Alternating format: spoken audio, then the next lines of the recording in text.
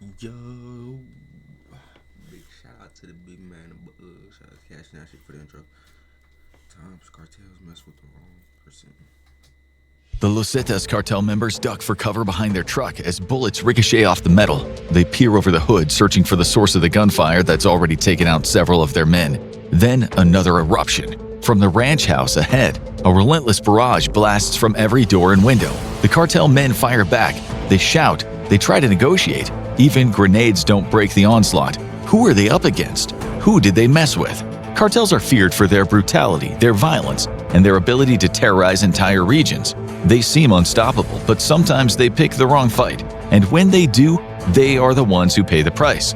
Today on the Infographic Show, we're going to look at the times cartels messed with the wrong people. In 2010, 77-year-old rancher, businessman, and seasoned hunter Alejo Garza Tamez purchased almost 5,000 acres of land, San Jose Ranch near Ciudad Victoria, Tamaulipas. Tamez had been a hard worker and an outdoorsman his entire life, and he had a great reputation among his community for honesty and integrity. He looked forward to spending his twilight years working his new ranch just one state over from his childhood home in Nuevo León. But there was just one problem. Large parts of Tamaulipas were under the control of the Los Zetas cartel, one of the most brutal and feared cartels in all of Mexico. By the time Tamez purchased his ranch, they were more powerful than ever, having just overtaken their equally terrifying rival, the Sinaloa cartel, in terms of land acquired, and they wanted more. So on November 13, 2010, members of Los Zetas approached Don Alejo with some guns and a proposition. Leave your property within the next 24 hours or you will die. But Don Alejo was not one to back down easily. He looked up at the cartel members and calmly responded, "I'll be waiting for you." Tamez knew what was coming, and he wasn't about to go down without a fight. To protect those around him, he sent his workers away, ensuring that they wouldn't be caught in the crossfire. But he wouldn't be alone, and he definitely wouldn't be powerless. What Los Zetas didn't realize was that Tamez had a secret weapon, actually several secret weapons. A lifelong hunter, he had an arsenal of high-powered rifles. He spent the evening loading every single one, positioning them at windows and doors. He reinforced his cover, securing every firing position for maximum protection. His ranch had just become a fortress, like a much more serious, deadly version of Home Alone. The cartel, true to their word, arrived the next day ready to kill Don Alejo. Los Zetas had such a fearsome reputation that they drove into the ranch firing shots into the air and announcing their arrival, expecting the old rancher to flee. Don Alejo did not run. He fired back. The cartel members ran for cover, realizing Tamez would not go quietly. Unfortunately, Los Zetas had also come prepared with not only guns but grenades. But the rancher was hardier than he seemed. He fired on the cartel for hours, defending his home and making it impossible for them to take the ranch. By placing guns at multiple doors and windows, Tamez also threw the cartel into confusion. He would run between the guns and fire them to give the impression that he had his own band of vigilantes with him, confusing the cartel as to where and how to aim at Tamez himself.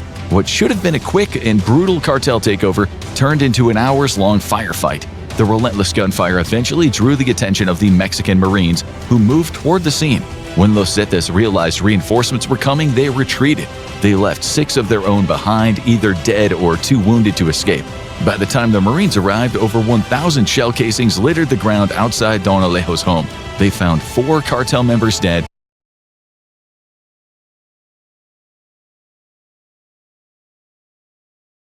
2 more severely injured. But inside, they also found Don Alejo himself. He had held his ground, but not without a cost. 2 bullet wounds and shrapnel from a grenade blast had ended his fight. Yet in death, he had accomplished what few ever had. He didn't just resist the cartel, he made them retreat. His last stand took down 6 of Los Zetas' men and turned him into a legend. At first, many media outlets refused to report on what had happened, either because they were controlled by Los Zetas or they didn't want grenades thrown at them. The Milenio newspaper picked up the story.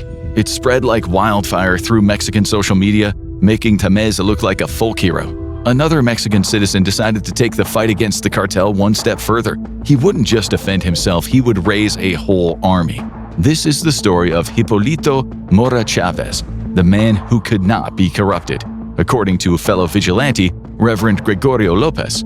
In early 2013, the Knights Templar cartel ruled Michoacán, an area ominously nicknamed La Tierra Caliente, or the Hot Land. Their grip was absolute, their brutality was unchecked. Many local farmers and residents had already fled, abandoning their land in search of safety.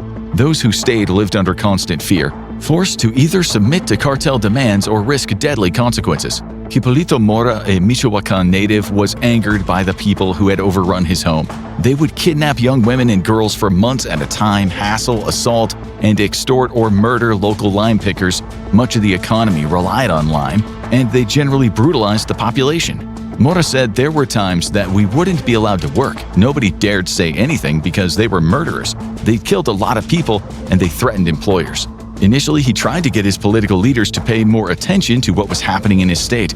However, as you'll see later on in an even crazier example, the state has rarely helped, and sometimes even hindered locals going up against the cartels. Mora even went to Mexico City to try to meet with the president, but nobody met with him.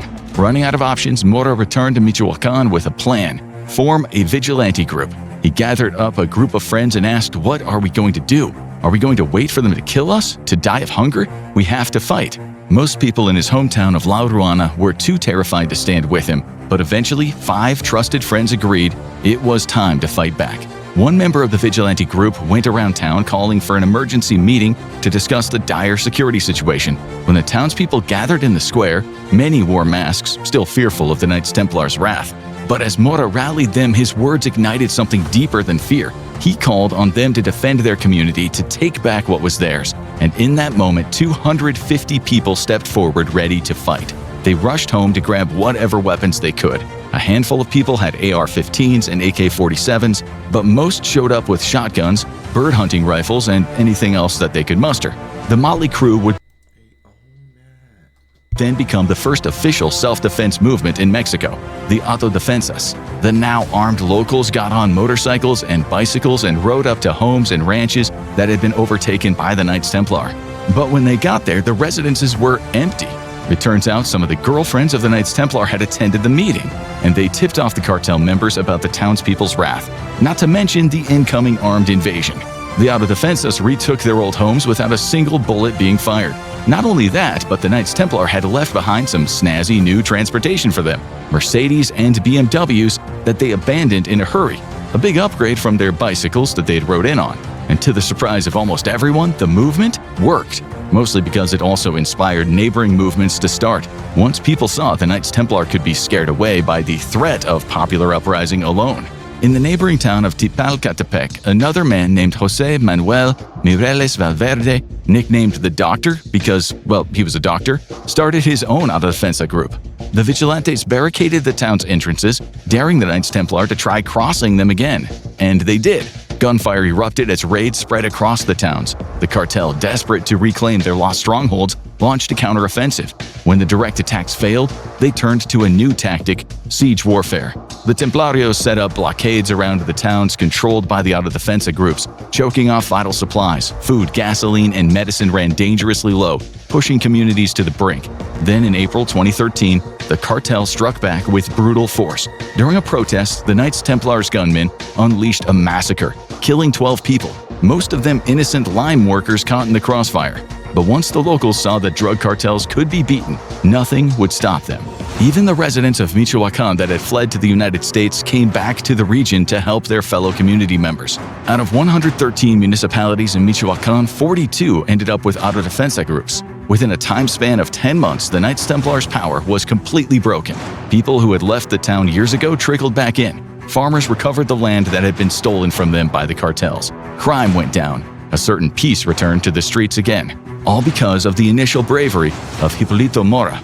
Unfortunately, Mora suffered personal losses as his son was killed in the winter of 2014 while working with the Autodefensas. This triggered a deep rage in Mora, who pledged to go after the man responsible. Knowing this made him an even bigger target for the cartel. He moved many of his family members out of the country to get them out of the cartel's reach while he waited for a final showdown. The story doesn't have a great end, because a new violent narcos group called the Viagras Cartel rose up to take the place of the Knights Templar in the area. The Autodefensas group got infiltrated by the cartels themselves, and in 2023, Hipólito Mora was killed by cartel members. Mora was moved by a sense of injustice, a sense that he and others like him had been abandoned by their government to the mercy of the cartels. He is remembered as a hero.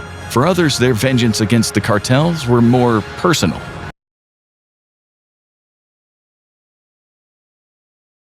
The Miriam Rodriguez had a